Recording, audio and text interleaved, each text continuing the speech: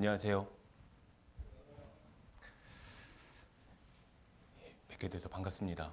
저는 95년 8월에 구원받은 박종보 형제입니다. 오늘 하나님 앞에 나오신 우리 존귀하신 성도님들께 하나님의 은혜가 있기를 바라겠습니다. 잠깐 기도하시겠습니다.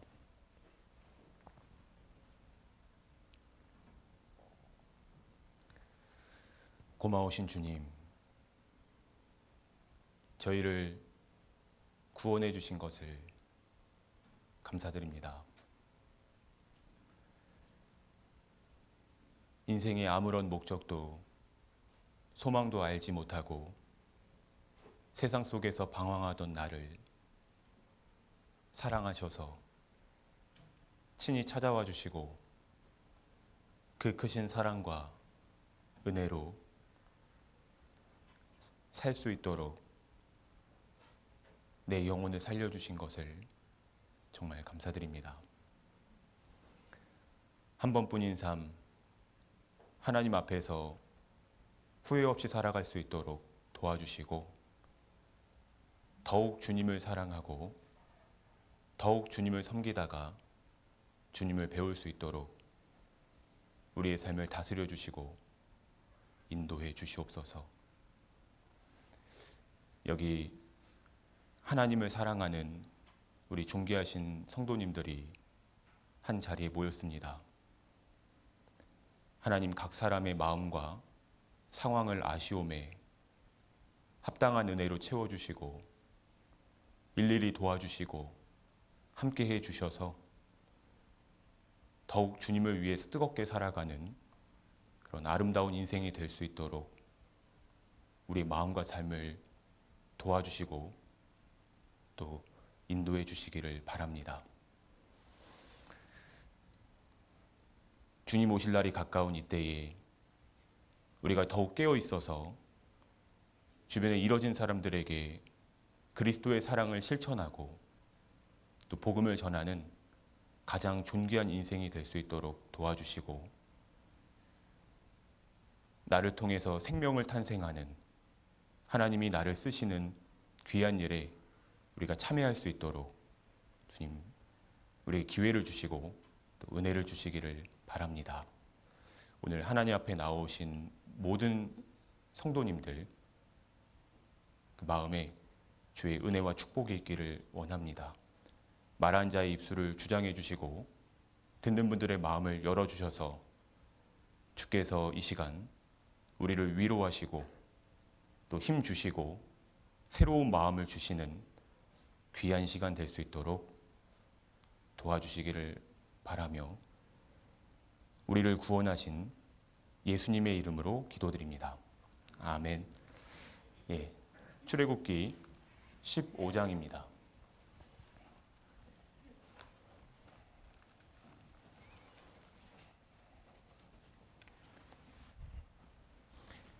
출애굽기 15장 22절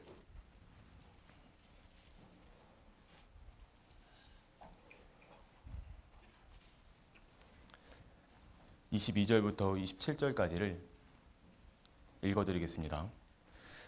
모세가 홍해에서 이스라엘을 인도하매 그들이 나와서 수르 광야로 들어가서 거기서 사흘 길을 행하였으나 물을 얻지 못하고 마라에 이르렀더니 그곳 물이 써서 마시지 못하겠으므로 그 이름을 마라라 하였더라.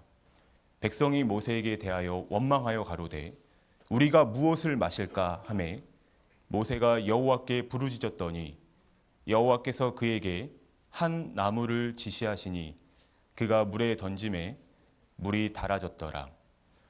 거기서 여호와께서 그들을 위하여 법도와 율례를 정하시고 그들을 시험하실세 가라사대 너희가 너희 하나님 나 여호와의 말을 청종하고 나의 보기에 의를 행하며 내 계명에 귀를 기울이며 내 모든 규례를 지키면 내가 애굽 사람에게 내린 모든 질병의 하나도 너희에게 내리지 아니하리니 나는 너희를 치료하는 여호와임이니라. 27절은 같이 읽어보겠습니다. 그들이 엘림에 이르니 거기 물샘 12과 종려 70주가 있는지라. 거기서 그들이 그 물 곁에 장막을 치니라. 만나 뵙게 돼서 반갑습니다. 저는 오산에서 신앙생활을 하고 있고요. 보성까지 오는데 한 3시간 반 정도 걸린 것 같습니다. 이렇게 뵙게 돼서 영광이고요. 오늘 이 자리에 오신 분들에게 하나님의 은혜와 축복이 있기를 바라겠습니다. 제 목소리가 괜찮나요? 울리진 않나요? 예. 오늘 이스라엘이 홍해를 통과하고 광야를 지나서 마라, 쓴물을 경험하고 엘림에 이르기까지의 신앙의 여정을 통해서 이 짧은 내용이지만 이 짧은 내용에 성경의 전체가 들어있고 사실 인생이 들어있습니다. 그들이 광야에서 마라, 쓴물을 만났던 것처럼 인생이라는 광야에서 쓴물을 만나게 된다는 걸 알 수 있죠. 그래서 오늘 인생의 쓴물을 만날 때라는 제목으로 좀 말씀을 드려보겠습니다. 이스라엘은 애굽에서 400년 동안 고통 속에 신음했습니다. 그 부르짖음을 하나님이 들으셨죠. 그래서 한 사람 모세를 보내셨습니다. 모세를 들어서 10가지 재앙을 내리셨죠. 그리고 그들을 인도합니다. 이스라엘이 홍해바다 앞에 섰을 때 뒤늦게 쫓아오는 바로의 군대, 앞에는 바다가 있고 뒤에는 군대, 이도저도 할 수 없는 상황 속에서 그들은 극한 위기 속에서 큰 두려움에 빠졌죠. 하나님 원망했습니다. 그때 모세는 말하죠. 너희는 두려워 말고 가만히 서서 여호와께서 너에게 행하시는 큰 일을 보라. 구원을 보라. 하나님이 바다를 가르셨습니다. 바다 가운데 육지를 통과하겠어요. 그리고 애국 군대는 진멸시키셨죠. 우리도 인생의 위기 가운데서 앞뒤 좌우 사방이 막힌 것 같을 때 하나님이 내 인생에 새 길을 만드십니다. 새 문을 열어주시는 거예요. 우리는 하나님 앞에서 축복을 받은 사람들입니다. 애굽에서 죄에서 종살이했던 것은, 애굽에 종살이했던 것은, 그곳에서 구원했던 모습은 죄 가운데 있던 나를 구원하신 그 모습을 말하고 있습니다. 우리는 하나님의 능력을 경험했죠. 여호와의 큰 일을 우리는 목격했습니다. 우리보다 행복한 사람은 없는 거예요. 여러분 행복하십니까? 대답하셔도 됩니다. 우리는 여호와의 구원을 경험했잖아요. 우리는 구원을 받았습니다. 죄 가운데서 벗어나서 참된 행복을 얻을 수 있는 가장 큰 축복을 얻은 사람이 있다면 바로 저와 여러분들이잖아요. 우리는 여호와의 크심을 우리는 발견했습니다. 주님이 내 삶에 새로운 길을 만들어 주셨잖아요. 그들은 구원을 받고 하나님을 찬양하고 있습니다. 출애굽기 15장은 이스라엘 백성이 하나님을 찬양하는 모습으로 시작하거든요. 구원받은 사람의 당연한 모습이 여호와를 찬양하는 것입니다. 여호와를 찬양하라. 호흡이 있는 자마다 여호와를 찬양할지어다. 하나님을 찬양하는 것이 성도들의 마땅한 바이죠. 하나님은 우리의 찬양을 듣기에 합당하신 분이죠. 오늘 아침에 우리 찬양대에서 아름다운 찬양을 해주셨는데 주님은 우리의 찬양을 듣기에 지극히 합당하신 분입니다. 내게 큰 일을 행하셨잖아요. 우리보다 행복한 사람은 있을 수 없습니다. 하나님이 나를 살리셨다. 나를 구원하셨다. 이거보다 더 행복한 일은 있을 수 없겠죠. 그들은 여호와를 노래했어요. 주님은 나의 하나님이시며 나의 힘이십니다. 주님의 영광을 위해서 그들은 외쳤습니다.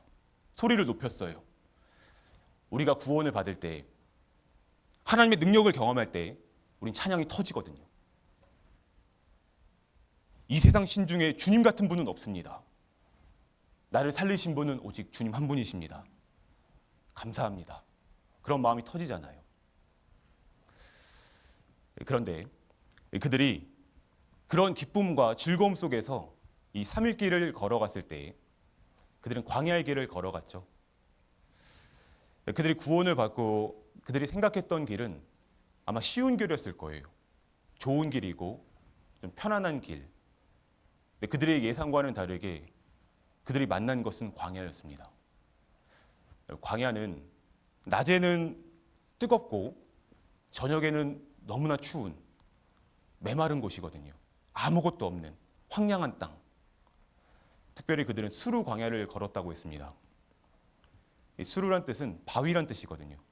그러니까 딱딱한 땅을, 고되고 힘든 땅을 걸어간 거예요. 구원을 받은 이후에 그들은 어려운 길을 걸어가겠습니다. 하나님이 그 길을 예비하셨어요. 그리고 그들이 광야에서 만난 것은 쓴물이었죠. 그들은 물을 마시지 못했습니다. 물을 얻지를 못했어요. 내게 있던 물이 떨어지고 내게 필요한 것이 없는 것 같을 때, 주시지 않을 때, 마치 하나님의 은혜가 떨어진 것 같을 때 그 기뻤던 마음이, 즐거웠던 마음이 점점 바뀌기 시작했습니다. 실망감으로. 여러분, 홍해를 통과한 지 3일밖에 안 됐거든요. 근데 그들의 마음은 점점 실망감으로 바뀌고 있었습니다. 하나님이 내게 은혜를 주시지 않는 것 같을 때. 그들의 노래는 멈췄습니다. 하나님을 찬양하는 것이 끊겼어요. 그리고 한 지점에서 물을 만났는데 이 물이 마실 수 없는 쓴물이었죠. 그래서 마라라고 했습니다. 마라는 쓴물, 고통, 괴로움이라는 뜻을 갖고 있습니다. 그들은 하나님이 정하신 신앙의 코스 가운데서 쓴물을 만난 거예요. 마찬가지로 구원을 받은 우리도 이 신앙의 코스 가운데서 쓴물을 만나게 되는 것입니다. 누구든지요. 예외 없이. 인생의 쓴물. 하나님께서는 때로는 우리의 삶 가운데 어려움을 허락하십니다. 내게 아픔이 있어요. 괴로움이 있고 고통이 있습니다. 누구에게나 여러 가지 모양으로 각자의 상황에 맞는 다 고통이 있습니다. 고난이죠.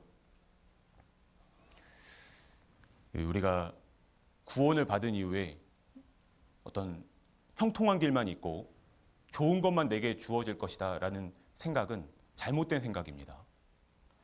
하나님께서는 큰 목적을 가지고 더 큰 계획을 가지고 각 사람에게 고난도 주신다라는 것을 우리는 알아야 됩니다. 인생에 쓴물이 있습니다. 여러분, 우리는 인생의 쓴물을 만나게 됩니다. 먼저는 사람이라는 쓴물이 있죠. 내가 사랑하는 사람들, 내 가까이 있는 사람들이 나를 아프게 해요. 내 마음을 힘들게 해요. 나를 고통스럽게 합니다. 내 가까이 있는 사람들이. 먼저는 남편이 쓴물이 될 수 있습니다.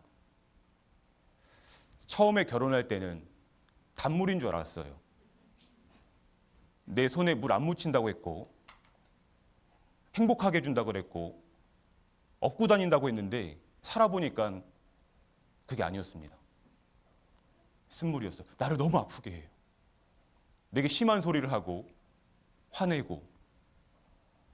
쓴물입니다. 그리고 아내가 쓴물이 될 수 있습니다. 처음에 결혼할 때는 온순한 줄 알았어요. 착한 줄 알았어요. 근데 살아보니까 그 발톱이 있었던 거죠. 계속 내 마음을 상처를 줍니다. 바가지도 긋고. 나를 존중해 줄 줄 알았는데 내 말을 무시하고. 살아보니까 아내도 쓴물이었습니다. 여러분, 사람은 쓴물입니다. 사람은 의지할 대상이 아니고 나를 진정한 의미에서는 위로해 줄 수 없습니다. 하나님만이 나를 위로하세요. 너희를 위로하는 자는 나연을. 여러분, 하나님이 나의 참 위로자이십니다. 사람은 쓴물이에요. 그렇죠? 예. 그리고 질병이라는 쓴물도 있습니다. 내 몸이 점점 아파와요. 병이 찾아오고 또 점점 이 몸이 옛날 같지가 않습니다. 어떤 사람에게는 큰 병이 오는 사람도 있고, 또 허리가 아파오고, 또 무릎이, 어깨가 견딜 수 없는 고통을 하나님이 허락하십니다. 겉이 아픈 사람도 있고 속이 아픈 사람도 있어요. 질병이 쓴물입니다. 그리고 육체뿐만 아니라 이제 정신적인 마음이 아픈 사람도 요즘 많잖아요. 예를 들면 우울증이나 어떤 공황 장애도 나를 아프게 하는 것입니다. 이거 쓴물입니다. 그리고 내게 주어진 상황과 환경이라는 쓴물도 있습니다. 지난 시간 동안에 지금까지 이 길을 걸어오기 전에 과거에 나를 아프게 하는 것들이 많이 있었거든요. 내게 불우한 가정 환경이 있었을 수 있습니다. 가난했기 때문에 원하는 대로 먹지 못했고, 또 배우지 못했고, 누리지 못했고, 소외됐고, 억눌렸고, 또 폭력 가운데서 살아갔고, 그런 좋지 못한 상황이 내게 쓴물일 수 있습니다. 그리고 지금도 너무나 어렵고 경제적으로나 사회에 살아가는 것이 많은 문제들이 나를 어렵게 할 수 있거든요. 이거 쓴물입니다. 그걸 하나님이 허락하신다는 거예요. 쓴물이 없는 사람은 없습니다. 누구나 각자에게 각 상황에 맞게 하나님이 쓴물을 허락하신다는 거죠.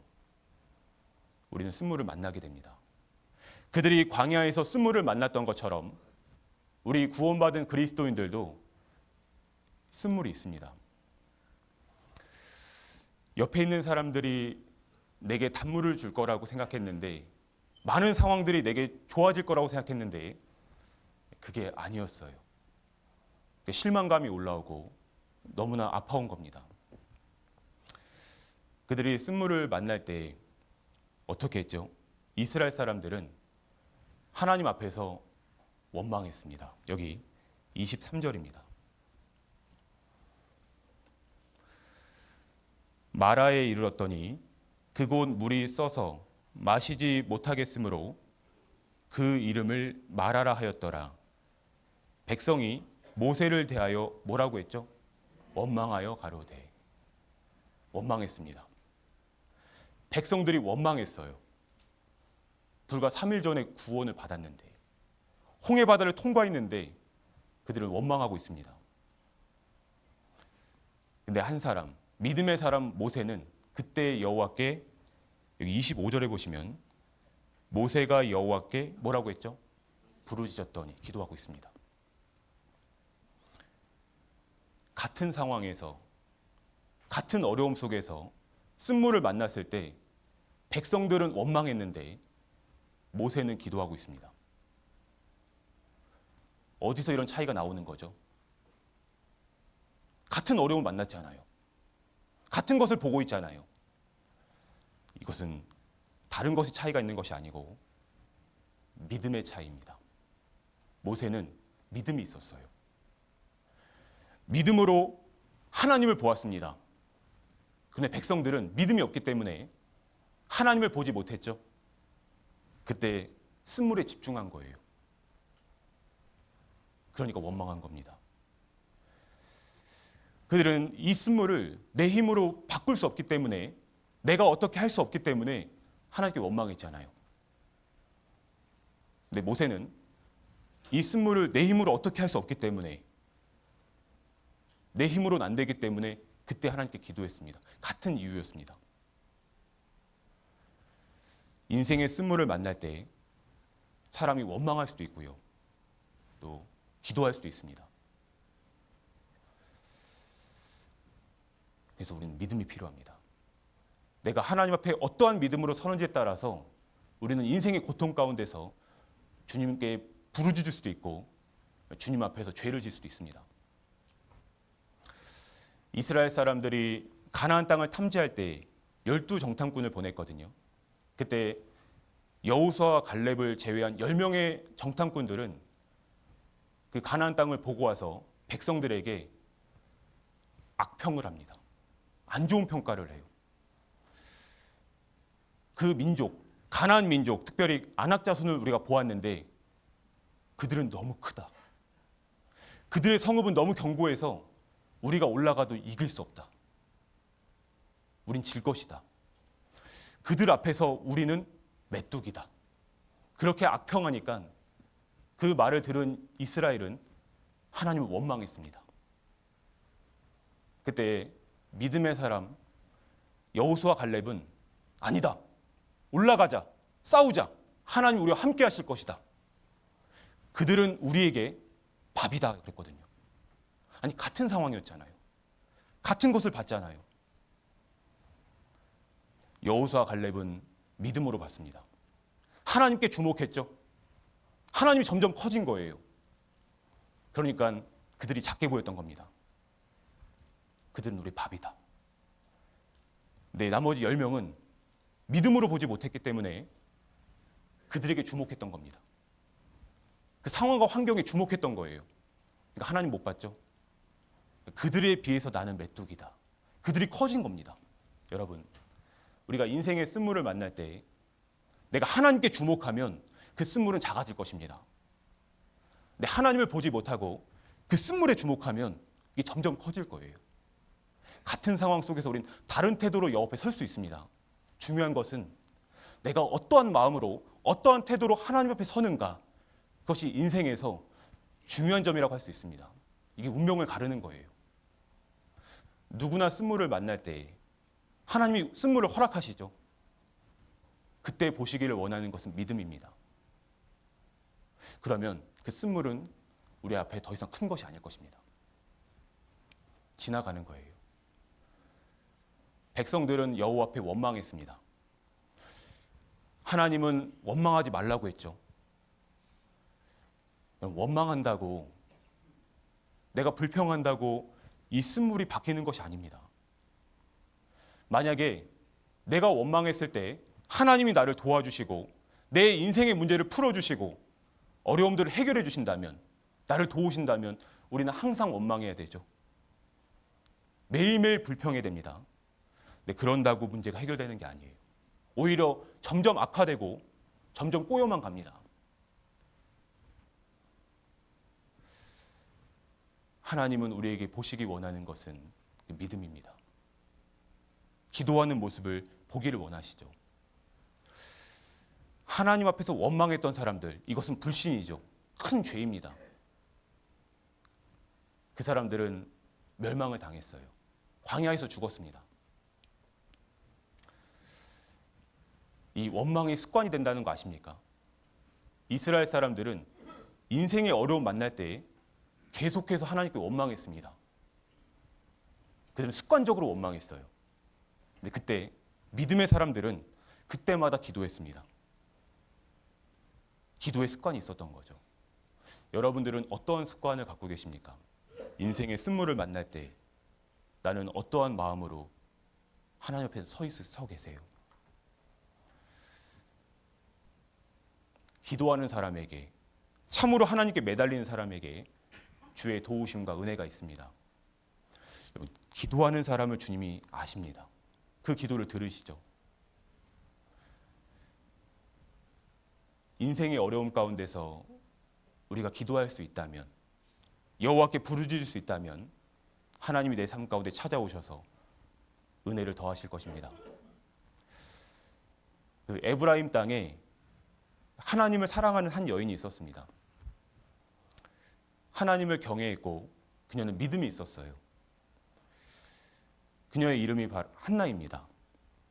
근데 그녀는 인생 가운데 큰 고통이 있었는데 생명이 없는 거예요. 자녀가 없었습니다. 근데 옆에 분인나는 자녀를 잘 낳는 거예요. 한나는 생각했습니다. 나는 하나님을 사랑하는 여잔데 하나님을 높이는 여잔데 내게는 생명이 없고 오히려 자기 마음대로 살아가는, 하나님과 상관없이 살아가는 이 분인나는 잘 되는 것처럼 보였습니다. 그때 한나의 마음이 어땠을까요? 너무나 아팠던 거죠. 너무 괴로웠던 거죠. 악인의 형통을 바라보니까 너무 힘들었습니다. 한나는 그 자녀가 없었던 시간이 10년이 넘었습니다. 고통이죠. 한나는 인생의 쓴물을 경험했습니다. 그때 한나는 하나님께 원망하지 않았어요. 한나는 마음이 괴로워서 여호와께 기도했습니다. 포기하지 않고 눈물로, 믿음으로 기도했을 때 하나님이 한나를 생각하신지라 그에게 아들을 주셨습니다. 생명을 주셨죠. 그 아들의 이름이 누구죠? 사무엘입니다. 사무엘 이름의 뜻이 여호와께 구하였다. 사무엘의 이름 뜻 자체가 기도입니다. 사무엘은 기도의 사람이잖아요. 사무엘 한 사람을 들어서 이스라엘 사람들을 회개시켰습니다. 위대한 사람이죠. 한나는 인생의 쓴물을 만났지만 그때 원망하지 않았고 끈질기게 하나님께 매달려서 기도함으로 생명을 얻었습니다. 하나님 그녀를 축복하셨어요. 위대한 인생이 됐습니다. 한나는 빛나는 사람이 됐습니다. 우리도 하나님 앞에서 기도할 수 있다면, 내가 어려운 가운데서 주님을 볼 수 있다면 주님이 내 삶에 큰 축복과 은혜를 더하실 것입니다. 기도하는 사람에게 은혜가 있습니다. 한나의 이름의 뜻이 은혜입니다. 기도하는 사람에게 하나님은 은혜 주시기를 원하십니다. 여러분 기도하고 계십니까? 하나님 앞에서 내가 은밀하게 기도의 골방에서 마음을 들여서 하는 기도를 우리 주님은 들으신다는 거죠. 그 기도를 듣고 우리의 문제를 풀어주시는 겁니다. 내게 생명도 주시고 은혜도 주시고 축복도 더하신다는 것을 우리 믿어야 됩니다. 모세가 하나님 앞에서 기도했던 것처럼 나도, 한나가 기도했던 것처럼 나도 여호와 앞에 부르짖을 수 있다면 하나님 나와 함께 해주실 거예요. 진짜 도와주실 겁니다. 하나님이 보시기를 원하는 것은 우리 마음입니다. 내 기도를 듣기를 원하시는 거죠. 모세는 기도했어요. 모세가 기도할 때 하나님이 그 쓴물을 단물로 바꿔주셨잖아요. 여기 25절입니다.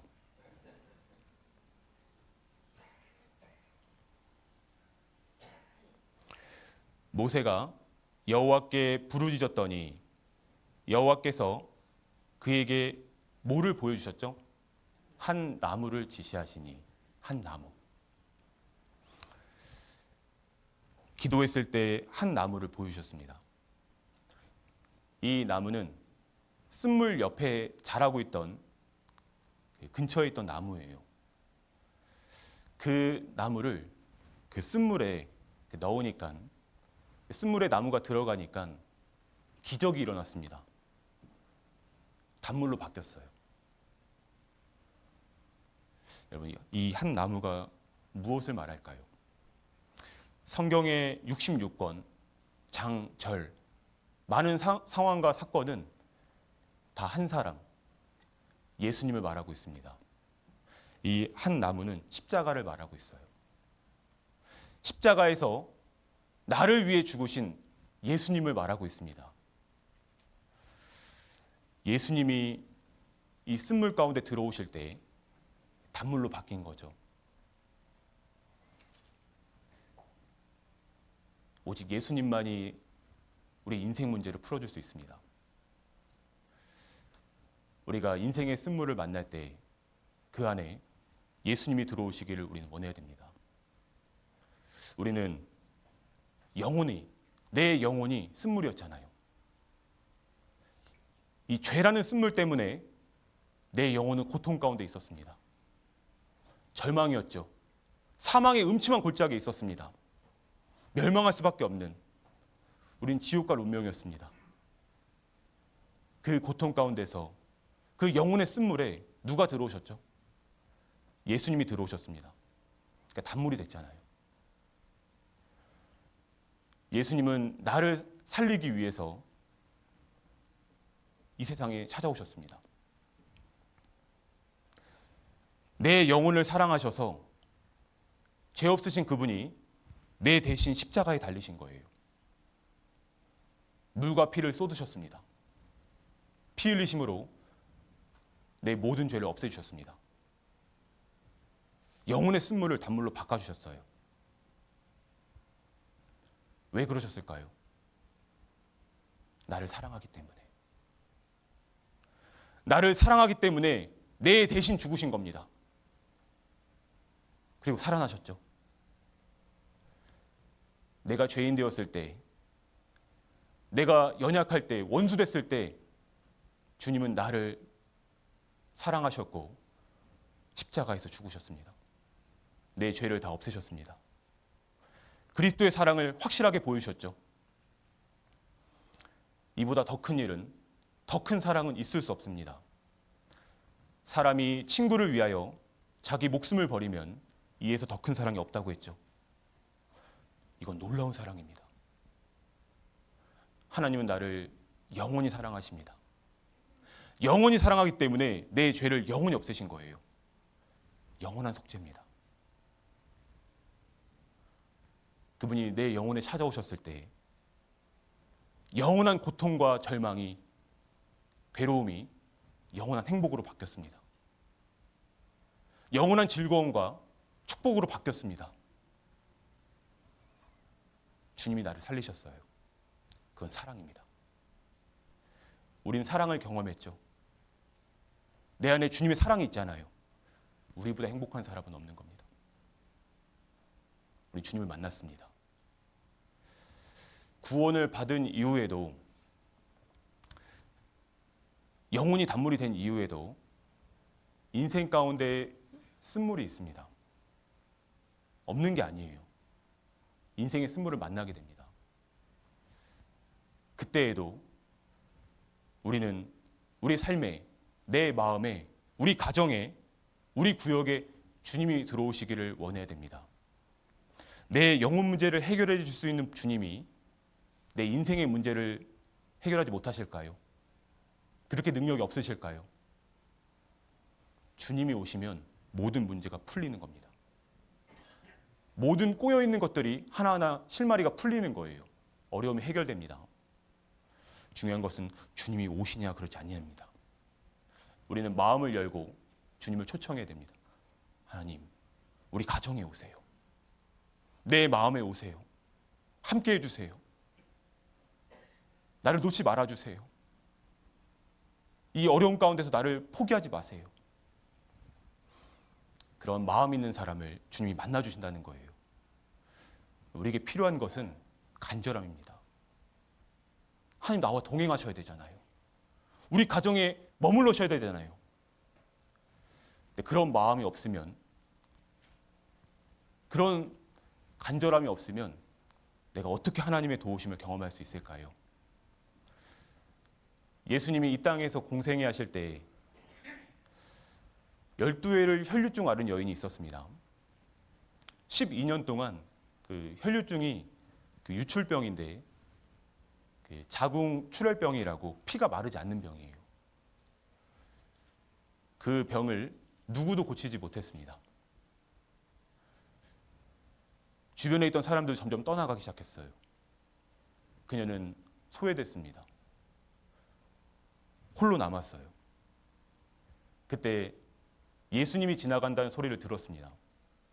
근데 소문에 들어보니까 예수님의 옷가에 손을 대는 사람은, 예수님 만지는 사람은 그 병이 낫는다라는 것을 듣고 그녀는 인생의 희망도 소망도 없을 때 예수님께 나아갔습니다. 그리고 예수님의 옷가에 손을 대잖아요. 그 즉시 혈류병이 나았습니다. 예수님이 말씀하셨죠. 내 믿음이 너를 구원하였다. 그녀는 구원을 받았습니다. 이 혈류증은 쓴물이잖아요. 고통이잖아요. 괴로움이잖아요. 근데 그걸 통해서 누구에게 나아갔죠? 예수님에게 나아갔습니다. 이 쓴물은 더 이상 불행하지 않았습니다. 더 이상 고통이 아닙니다. 이것은 축복으로 연결된 통로였습니다. 그녀는 예수님을 만났어요. 예수님이 그녀를 고치셨습니다.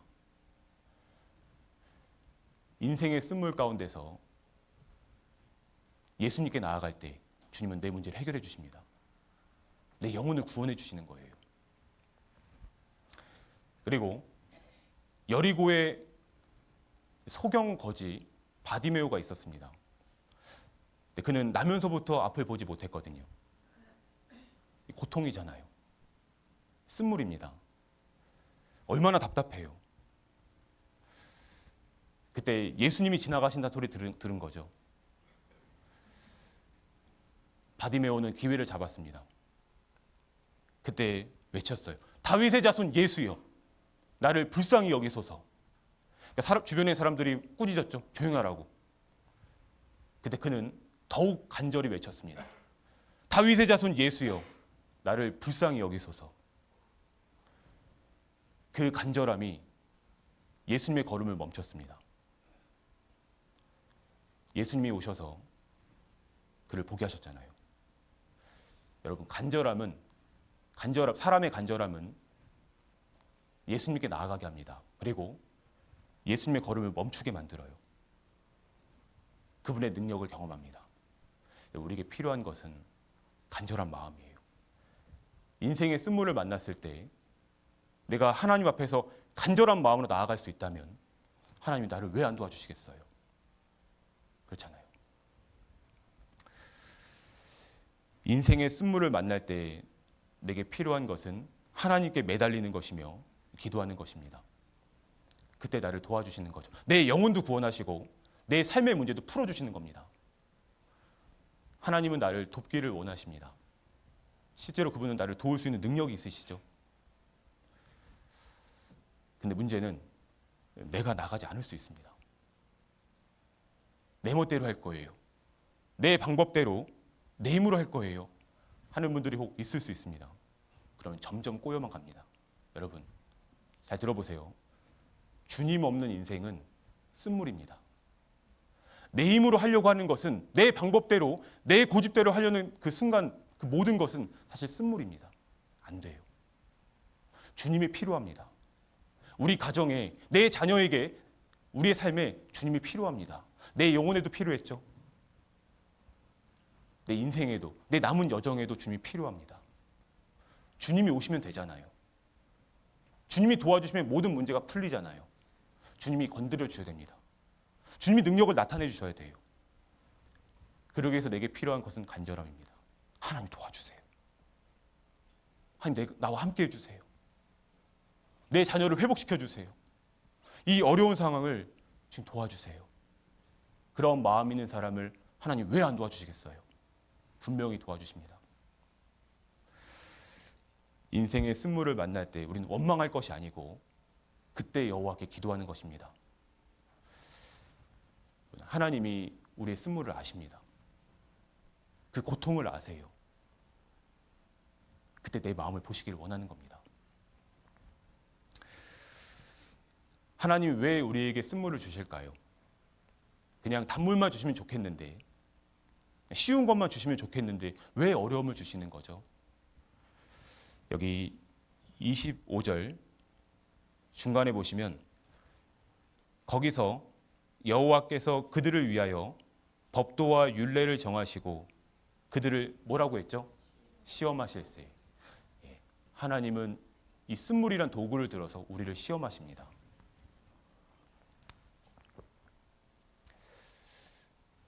이 어려움 만났을 때 너희가 나를 의지하는지 스스로 너희를 그냥 너희 마음대로 살아가는지를 하나님 보시는 거예요. 너희가 내 말을 듣는지 내 말대로 사는지 안 사는지를 하나님은 보시는 겁니다.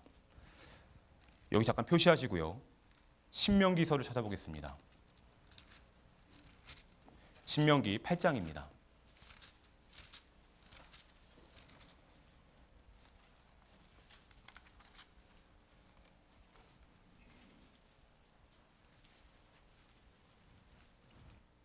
(8장) 2절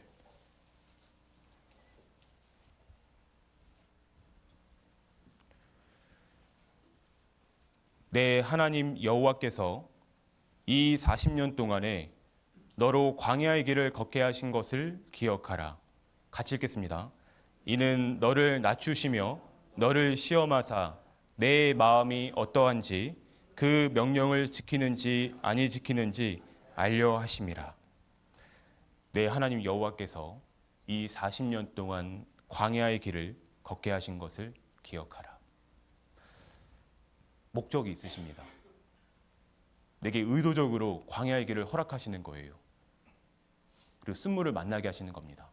왜냐하면 그 첫 번째 이유가 너를 낮추시며, 나를 시험하시는 이유가 나를 낮추시는 것입니다. 그리고 내 마음이 어떠한지 그 명령을 지키는지 아니 지키는지 알려 하심이라. 보기를 원하시는 거예요. 내 마음을 보기를 원하십니다. 그때 내 믿음을 보기를 원하시는 거예요. 내가 하나님 말씀을 청종하고 있는지 순종하고 있는지를 주님은 알기를 원하십니다. 그래서 광야의 길을 허락하십니다. 하나님은 목적을 가지고 계획적으로 내게 광야의 길을 걷게 하신 겁니다. 우리는 이 인생이 광야잖아요. 너무 아프고 또 어렵잖아요. 때로 외롭잖아요. 그 가운데서 쓴물을 만납니다. 그게 하나님의 의도라고요. 하나님이 내 인생의 코스라고요. 내게 계획하신 겁니다. 그때 주님은 나에게 주목하십니다. 인생의 어려운 가운데 있는 내게 하나님은 주목하십니다. 내 마음을 보시길 원하는 거예요. 진짜 믿음을 보시기를 원하는 겁니다. 이 광야의 길이 사실 쉽지 않습니다. 근데 우리는 여기까지 걸어왔어요. 지금 이 순간까지 하나님 나를 지키셨습니다. 우리 이 광야의 길에서 나는 홀로 걸은 것이 아닙니다. 주님이 나와 함께 하셨어요. 주님이 나를 안고 가셨습니다. 그거 아십니까? 신명기 1장입니다. 주님이 나를 지금도 안고 계십니다. 신명기 1장 31절.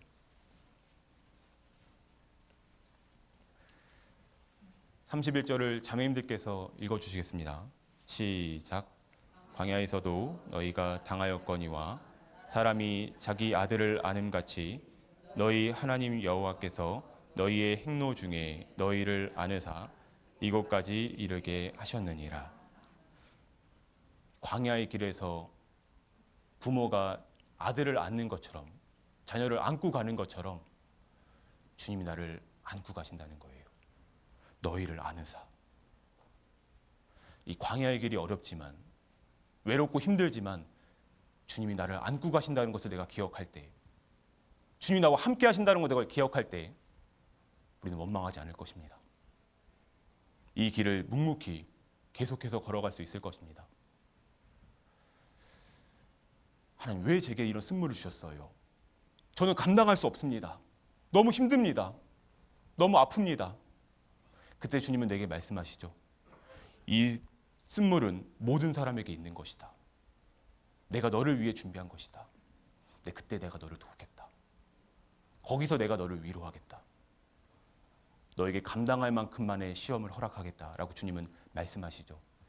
고린도전서를 찾아보겠습니다. 중요한 말씀이니까요. 고린도전서 10장입니다.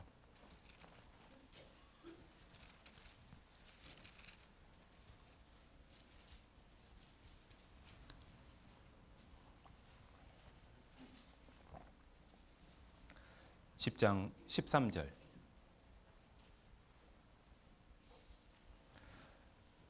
우리 형제님들께서 같이 읽어주시겠습니다. 사람이 감당할 시험 밖에는 너희에게 당한 것이 없나니 오직 하나님은 미쁘사 너희가 감당치 못할 시험 당함을 허락지 아니하시고 시험 당할 즈음에 또한 피할 길을 내사 너희로 능히 감당하게 하시느니라. 사람이 감당할 시험 밖에는 너희에게 당한 것이 없다고 했습니다. 너희가 감당치 못한 시험 당함을 허락지 않으셨고 시험 당할 때에 피할 길을 주셨고 감당할 수 있게 하셨다고 했죠. 하나님은 각 사람에게 맞게 감당할 만큼만 주신다라는 것을 우리 믿어야 됩니다.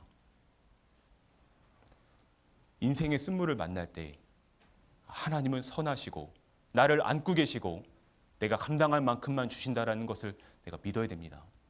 그래야지 걸어갈 수 있죠. 하나님은 그때 내 마음을 보십니다. 내 믿음을 보십니다. 이게 시험이에요. 왜 내게 시험을 주시냐면 더 좋은 것을 주시기 위해서, 더 은혜를 주시기 위해서, 더 축복을, 영광을 주시기 위해서 내게 그런 시간을 허락하신다라는 것을 우리는 알아야 됩니다. 하나님은 내게 인생의 쓴물을 허락하십니다. 성경에 많은 사람들이 인생의 쓴물을 만나는데요. 나오미라는 여자가 있습니다. 그녀는 베들레헴 땅에서 기근을 만나고 모압 땅에 내려갔거든요. 잠깐 갔다 오려고 했는데 그 시간이 10년이 넘었어요. 그 땅에서 나오미는 남편을 잃었습니다. 두 아들이 먼저 세상을 떠났어요. 쓴물이죠. 고통입니다. 그 절망 가운데서 나오미는 주저앉아 있지 않았습니다. 딛고 일어서서 베들레헴으로 올라갔어요. 그때 베들레헴에 있던 사람들이 나오미에게 말했죠. 네가 나오미냐? 나오미가 말합니다. 나를 나오미라고 하지 말라. 나는 말하라. 나는 쓴물이다. 나는 고통이다. 그 베들레헴 땅에서 하나님이 그녀를 다시 회복시켜 주셔요. 하나님이 계신 곳에 내가 올라갈 때 그래서 주님이 나를 회복시키십니다. 생명을 주셨죠. 은혜를 주셨습니다. 나오미의 이름 뜻대로 그녀에게 기쁨을 주셨어요. 즐거움을 주셨습니다. 인생의 쓴물에서 우리는 주님을 기억해야 됩니다. 하나님은 선하시다. 내가 주께 나아갈 때, 다시 주께 돌아갈 때, 내 마음을 주께로 향할 때에 주님이 나를 안아주신다. 이 시간을 함께 동행해 주시고 나를 붙드시고 또 고치신다라는 것을 우리는 믿을 수 있잖아요. 실제로 인생의 쓴물 가운데서 주님이 들어오시면 모든 문제가 풀리는 겁니다. 모든 아픔과 괴로움도 주님이 다 지나가게 하십니다. 여러분, 그들이 광야에서 쓴물을 만났잖아요. 근데 그걸 기억해야 됩니다. 이 쓴물은 오래 머무를 곳이 아닙니다. 지나가는 곳이거든요.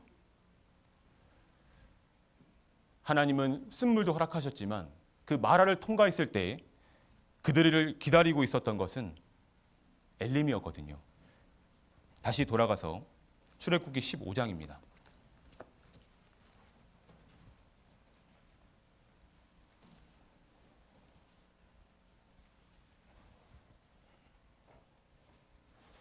출애굽기 15장 27절 27절을 같이 읽어보겠습니다. 그들이 엘림에 이르니 거기 물샘 12과 종려 70주가 있는지라.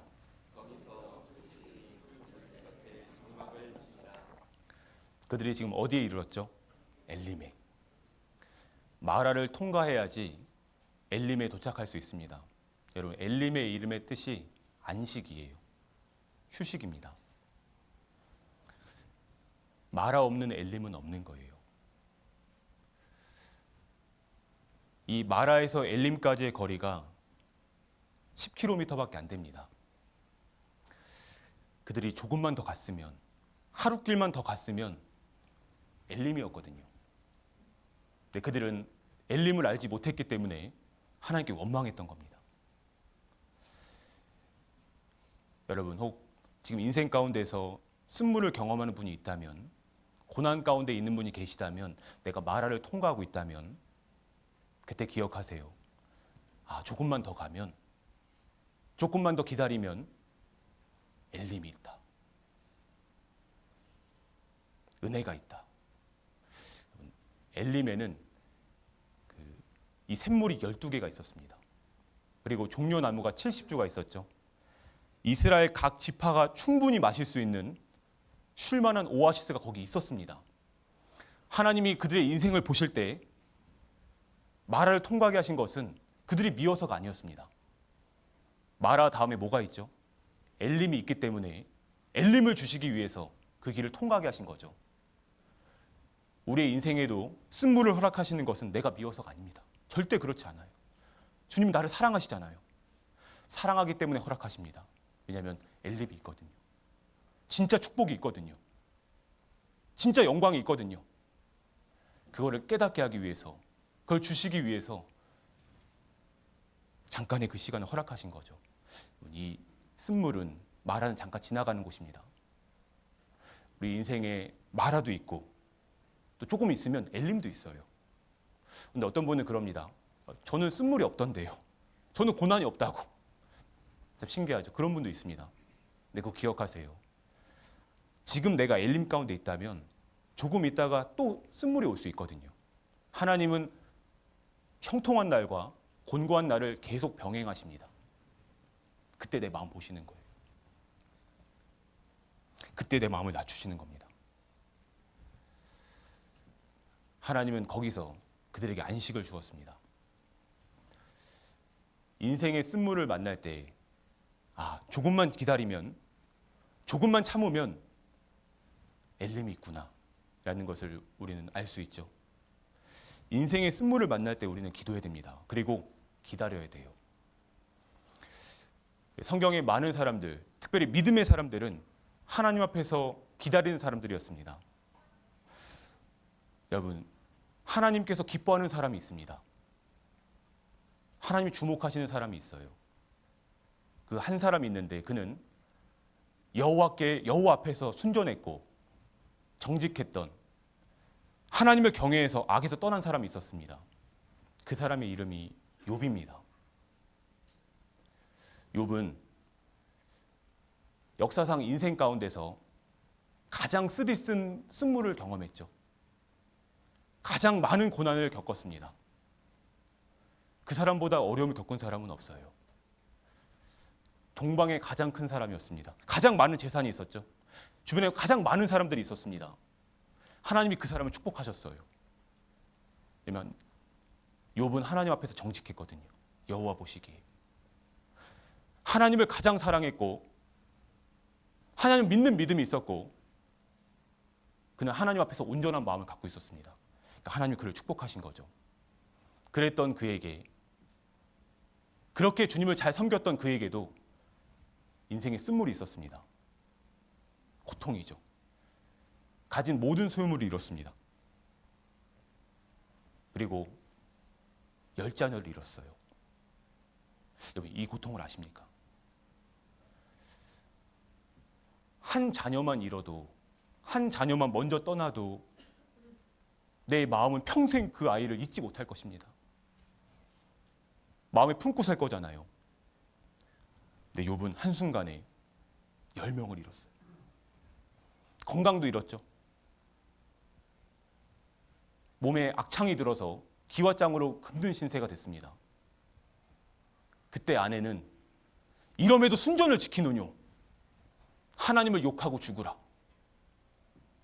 그럼에도 욥은 하나님 앞에서 어리석게 원망하지 않았습니다.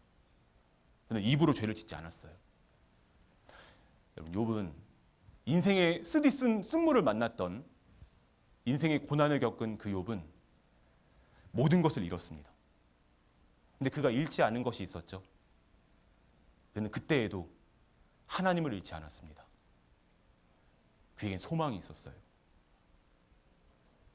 그는 하나님을 바라보고 있었습니다. 절망 가운데, 고난 가운데, 인생의 쓴물 가운데 그는 하나님을 보고 있었습니다. 그래서 견딜 수 있었던 거예요. 그래서 인내할 수 있었습니다. 야고보서 5장을 찾아보겠습니다.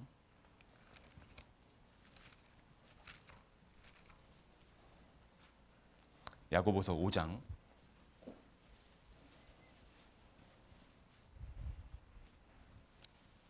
11절.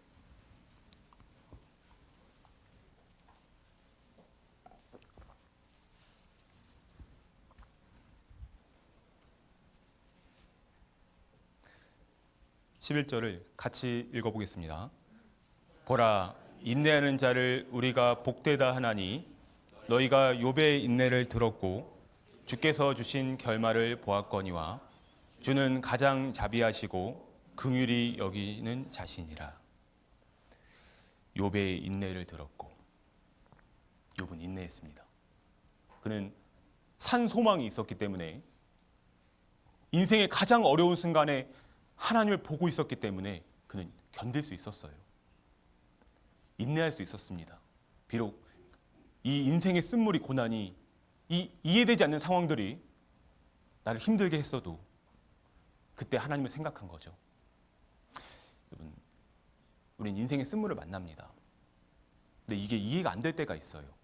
애매히 고난을 받을 때가 있습니다. 그때 주님이 내 마음을 보시는 거죠. 네가 누구를 생각하느냐. 애매히 고난을 받을 때 하나님을 생각함으로 참으면 뭐라고 했죠? 이는 아름답다고 했습니다. 그렇게 주님이 내 인생을 아름답게 만들어 가시는 거예요. 욥은 인내했습니다. 우린 욥의 인내를 들었습니다. 가장 큰 쓴물을 만났던, 가장 큰 어려움을 만났던 그 욥도 인내했다면, 나도 같은 믿음을 갖고 있는 나도, 같은 것을 바라보고 있는 나도 인내할 수 있겠죠. 인내할 수 있습니다. 우리 욥만큼은 고난이 없잖아요. 하나님이 내게 허락하신 쓴물 가운데서 우리는 인내할 수 있습니다. 그 사람에게 주께서 주신 결말, 축복이 있는 거죠. 욥은 하나님이 축복을 갑절로 주셨습니다. 고난을 통과한 욥을 만나 주셨죠. 그에게 말씀을 주셨어요. 그에게 생명을 주셨습니다. 그 축복을 갑절이나 더해 주셨습니다. 우린 욥의 축복을 받았습니다. 인내하는 자에게 복이 있습니다. 한번 저를 따라해 주시기 바랍니다. 인내하는 자에게 복이 있나니. 힘들 때 이걸 외쳐보세요. 인내하는 자에게 복이 있나니. 하나님 그 인내를 보기를 원하십니다. 하나님은 욥을 기뻐하셨어요. 내 종 욥, 내 종 욥을 기쁘게 받으셨습니다. 하나님이 욥의 삶 가운데서 기뻐 뛰노셨죠. 그를 기쁘시게 받으셨습니다. 그리고 만나주셨어요. 욥의 인생을 축복하셨습니다. 욥이 처음 고난을 받을 때가 70살이었거든요. 고난을 통과한 이후에 그는 140년을 더 살았습니다. 시간도 2배로 허락하셨어요. 소유물도요. 생명도 아들, 딸을 10명을 더 주셨습니다. 그 죽은 10명은 천국에 있잖아요. 그리고 생명을 더하신 거예요. 인생의 쓴물을 만날 때 우리에게 필요한 것은 인내입니다. 조금만 더 기다리면 되거든요. 조금만 참아내면 하나님이 내게 주신 축복을 내가 경험할 수 있거든요. 근데 그거 못 기다려서 중간에 포기하면 그거 경험할 수 없습니다. 신앙에서 중요한 건 기다리는 거죠. 이스라엘 초대왕 사울은 기다리지 못했습니다. 조금만 더 기다렸으면 되는데, 왕이 해서는 안 되는 제사장이 해야 되는 제사를 드렸잖아요. 그걸 드리자마자 사무엘이 왔습니다. 우리도 조금만 더 기다리면 우리는 엘림에 들어갑니다. 지금 인생의 쓴물을 경험하신 분이 있다면 조금만 기다려보세요. 단물도 있습니다. 쓴물이 이제 통과되면 엘림이 있거든요. 그리고 진짜 엘림이 있습니다. 여러분, 이 땅의 삶은 궁극적으로 쓴물이라고 할 수 있죠. 현재는 고난이라고 했잖아요. 인생은 고난을 위해 났다고 했습니다. 지금은 쓴물이에요. 근데 조금만 있으면, 주님이 다시 오시면 진짜 엘림이 있습니다. 주님이 다시 오시면 내 고통도, 내 눈물도, 괴로움도, 슬픔도, 쓴물도 다 지나가는 것입니다. 다 없어지는 거예요. 그분이 다시 오실 날이 다가오고 있습니다. 여기 써 있죠. 재림을 사모하라고 써 있잖아요. 주님이 다시 오십니다. 그거 믿으십니까? 예. 내가 속히 오리니 내게 줄 상이 내게 있어 각 사람이 일한 대로 갚아주리라. 잠시 잠깐이면 오시리가 오시리니 지체하지 아니하시리라. 지금 주님이 하루하루 다가오고 계십니다. 지금 문 앞에 서 계시거든요. 우리는 복음의 마지막 주자로서 이 신앙 안에, 복음 안에 인내하고 서 있어야 됩니다. 이 복음을 계속 전하고 있어야 되죠. 하나님은 내가 깨어있는 신앙으로 주님 앞에 영광을 돌리기를 원하십니다. 사람은 끝이 좋아야 되잖아요. 지금까지는 비록 부족했어도 마지막 스퍼트에 최선을 다하면 하나님이 잘했다 하십니다. 근데 지금까지는 잘했는데 끝이 안 좋으면 그것은 잘하는 것이 아니겠죠. 하나님은 마지막 순간에 내가 깨어 있어서 더욱 주님을 찬양하고 주님 앞에 믿음을 지키고 이 신앙의 길을 꿋꿋이 걸어가는, 하나님께 매달리는 그런 신앙을, 복음을 전하는 신앙을 주님 보시기를 원하는 겁니다. 그 시간이 다가오고 있거든요.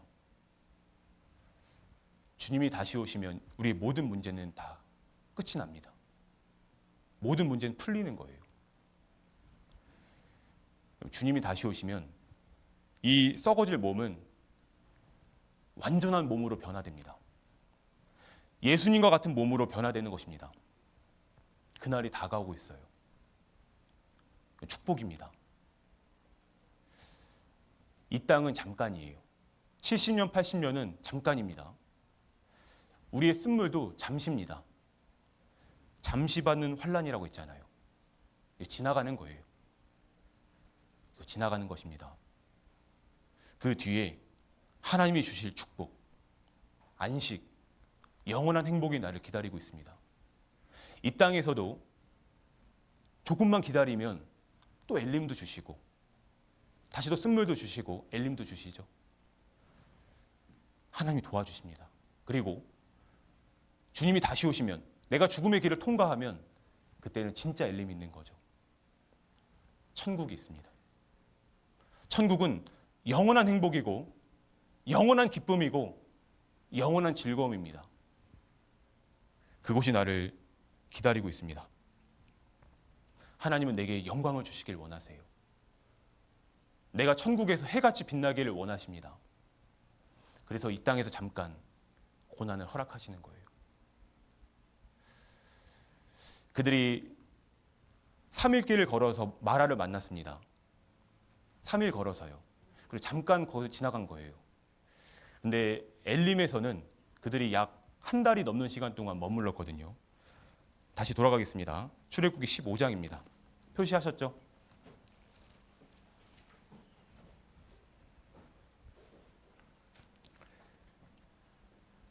15장 27절. 그들이 엘림에 이르니 거기 물샘 12과 종려 70주가 있는지라. 같이 읽겠습니다. 거기서 그들이 그 물 곁에 장막을 치니라. 거기서 한 달이 넘는 시간 동안 머물러 있었어요. 마라를 통과하게 하신 것은 엘림에서 머물게 하기 위해서였습니다. 하나님이 이 인생길을 통과하게 하신 것은 영원한 천국의 나를 머물게 하기 위해서 이 시간을 허락하셨다는 것을 우리는 알 수 있죠. 이거 지나가는 겁니다. 잠깐이에요. 이 땅의 고통도 괴로움도 눈물도 아픔도 슬픔도 모든 쓴물도 잠깐입니다. 주님은 내게 더 좋은 것을 주시기를 원합니다. 영원한 천국에서 영원한 행복과 기쁨으로 나와 함께 사시기를 원하십니다. 그날이 다가오고 있죠. 우리는 그 뜻을 이해하고 주님을 믿고 우리는 비록 힘들지만, 비록 피곤하지만, 아프지만, 괴롭지만 이 신앙의 길을, 이 광야의 길을 주님 붙잡고 걸어가야 됩니다. 우리가 주목해야 될 것은 이 땅에 썩어져 없어질 것이 아닙니다. 우리는 본향이 있잖아요. 그곳에 갈 때까지 없어지지 않을 것을 위해서, 썩어지지 않을 것을 위해서 진짜 중요한 것을 남기다가 주님을 만나야 됩니다. 그것이 바로 생명이에요. 한 사람, 한 영혼, 한 자녀, 나를 통해서 한 영혼이 주께로 돌아올 수 있다면, 내가 천국에 가기 전에 나와 같은 동일한 믿음과 축복을 가진 사람을 이 땅에 남겨놓을 수 있다면, 내 자녀가 정말 주님을 섬길 수 있다면, 구원받을 수 있다면 이거보다 더 큰 일이 어디 있겠습니까?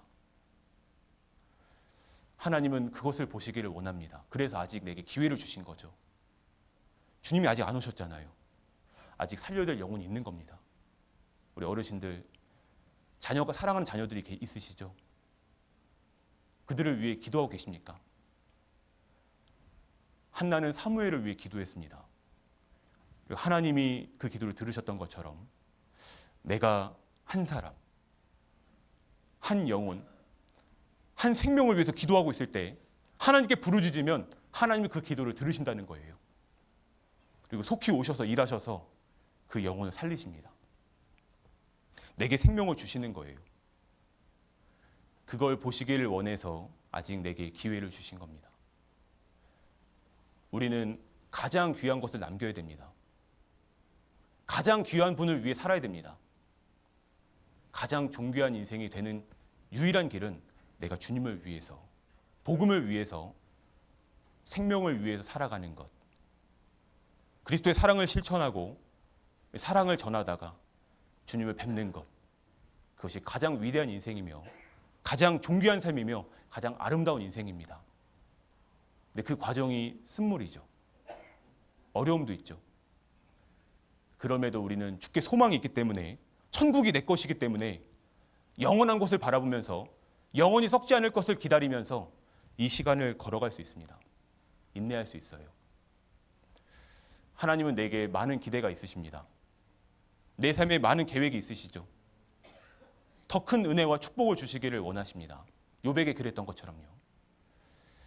그때 내가 여호와 앞에 정직하게, 거짓 없이 진실된 마음으로 이 광야의 길을 걷고 성실하게 하루하루를 살아간다면 하나님이 나를 왜 안 도와주시겠어요?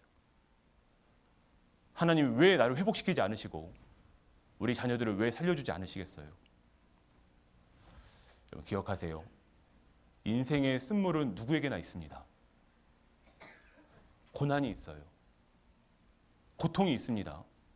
근데 그것은 내게 더 많은 은혜를, 영광을, 축복을 주기 위해서 하나님이 계획하신 은혜라는 것을 우리는 기억해야 됩니다.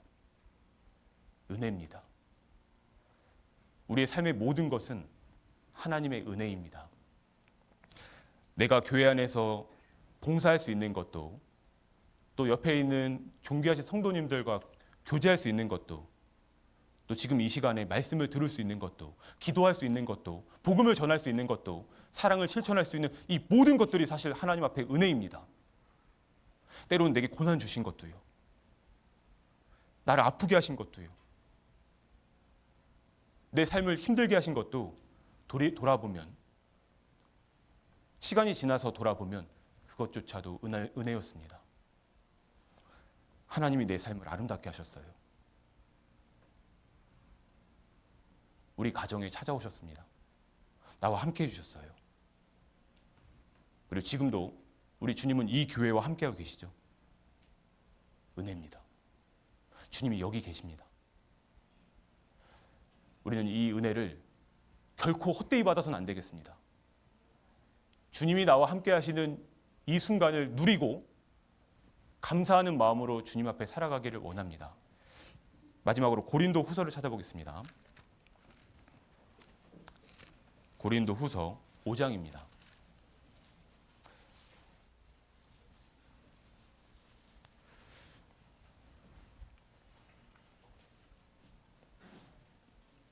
(5장 9절)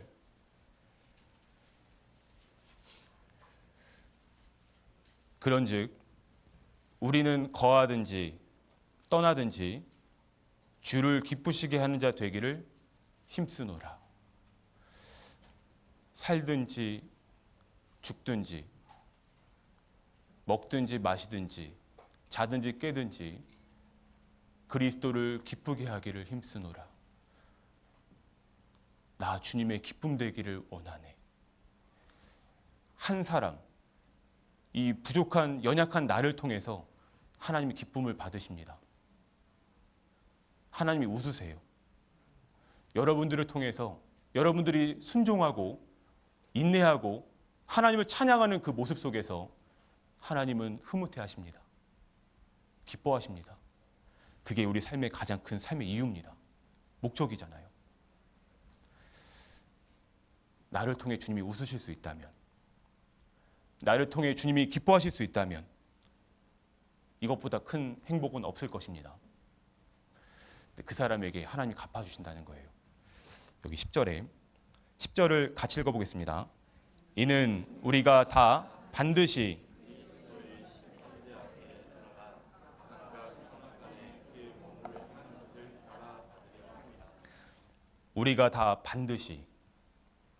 누구나 그리스도의 심판대 앞에 서게 됩니다.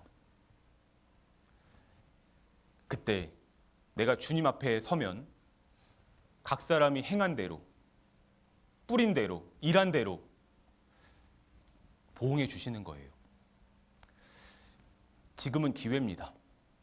지금은 은혜죠. 한 번뿐인 삶입니다. 내가 주님을 위해 살아갈 수 있는 것도, 복음을 위해 살아갈 수 있는 것도 사실 마지막 기회입니다. 주님 앞에 서게 되면 다시는 기회가 없는 거죠. 내가 행한 만큼, 일한 만큼, 정말 수고한 만큼, 헌신한 만큼 하나님은 정확하게 갚아주실 거예요. 천국에서요. 그러니까 이 땅에서의 삶이 얼마나 귀한 기회입니까?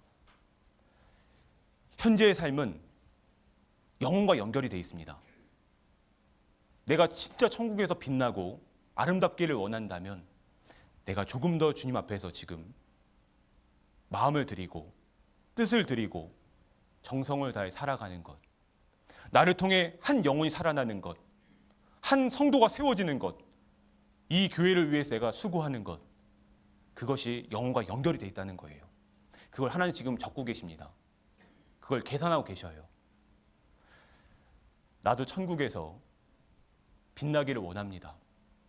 더 많은 영광을 받고 부끄럽지 않게 칭찬과 존귀를 듣기를 원합니다. 주님은 그렇게 하기 위해서 지금도 나를 기다리고 계신 거예요. 내가 새로운 마음으로, 정말 뜨거운 마음으로 멋지게 한번 살아보라고, 한번 복음을 위해서 함께 수고해보라고, 합당하게 생활하라고, 참여하라고, 그런 기회를 내게 주시는 겁니다. 여기 존귀하신 성도님들, 하나님은 여러분을 사랑하십니다. 여러분이 잘 되기를 원하세요. 여러분에게 축복을 주시기를 원합니다. 그래서 때로는 쓴물도 허락하셔요. 그걸 잘 통과했을 때 하나님 내게 영광을 주시죠. 축복을 더하시죠. 그걸 믿어야 됩니다. 영원한 천국에서 우리의 모든 삶을, 이 모든 쓴물을 다 해결해 주시고 정말 갚아주실 거예요. 영원한 영광으로 내게 채워주실 겁니다. 그날까지 우리는 이 길을, 이 믿음의 길을, 믿음을 지키고 또 소망을 품고 주께서 주신 사랑으로 실천하고 이 복음을 전하다가 인내하다가 주님을 뵈야 되겠습니다. 그거를 주님이 보시기를 원하고 지금도 나를 위해서 간구하고 계신 거거든요. 하나님은 나를 통해 나를 살리시고 또한 나를 통해 또 다른 생명을 원하십니다. 욥에게 생명을 주셨던 것처럼 내 사랑하는 자녀들, 주변에 이뤄진 사람들이 나를 통해서 말씀을 들을 수 있는, 복음을 들을 수 있는, 하나님을 만날 수 있는 그 위대한 일에 나를 쓰시기를 원하십니다. 이것보다 귀한 인생은 없어요. 이 세상 것은, 돈은, 또 명예는, 가진 모든 것들이 다 지나갑니다. 다 썩어지는 거예요. 다 사라지는 것입니다. 우리는 없어지지 않을 영혼, 영생, 영광을 위해서 이 한 번뿐인 삶을 살아갈 수 있다면 하나님 앞에서 가장 아름다운, 가장 존귀한 인생이 될 것입니다. 하나님은 그 인생길에, 그 가장 위대한 일에 여러분들을 초대하십니다. 일어나라. 함께 가자. 비록 힘들지만 내가 너를 안고 가겠다. 내가 너와 함께 하겠다. 내가 너의 마음의 소원을 들어주겠다. 같이 가자. 조금만 더 가면 되거든요. 조금만 더 힘내면 되거든요. 그럼 진짜 주님이 나를 만나 주십니다. 그날까지 주 예수님이 다시 오실 때까지 우리가 이 길을, 이 믿음의 길을 함께 걷기를 원합니다. 그곳에 하나님의 은혜와 축복이 있을 것입니다. 기도하겠습니다.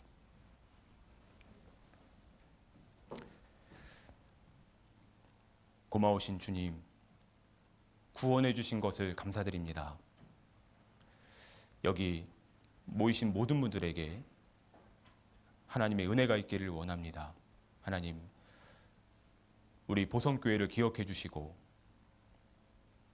우리의 마음을 헤아려 주시고 우리 가운데 함께 하셔서 더 많은 사람들을 살려주시고 더 귀하게 사용해 주시고 복음의 역사가 나타날 수 있도록 함께 해 주시옵소서. 이 시간 하나님 앞에 고개 숙여 기도하는 모든 분들의 마음의 소원을 잘 아시오매 삶 속에서 들어주시고 또 영혼을 살려주시고 또 회복시켜 주셔서 주님 오실 때까지 이 믿음 안에서 힘있게 살아갈 수 있는 그러한 삶이 될 수 있도록 주님 붙잡으시고 도와주시옵소서.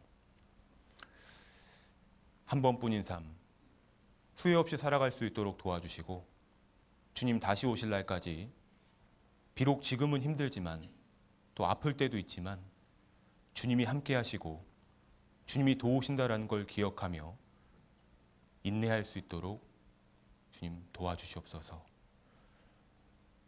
이 시간 주께 감사드립니다. 고마우신 우리 구주 예수님의 이름으로 기도드립니다. 아멘.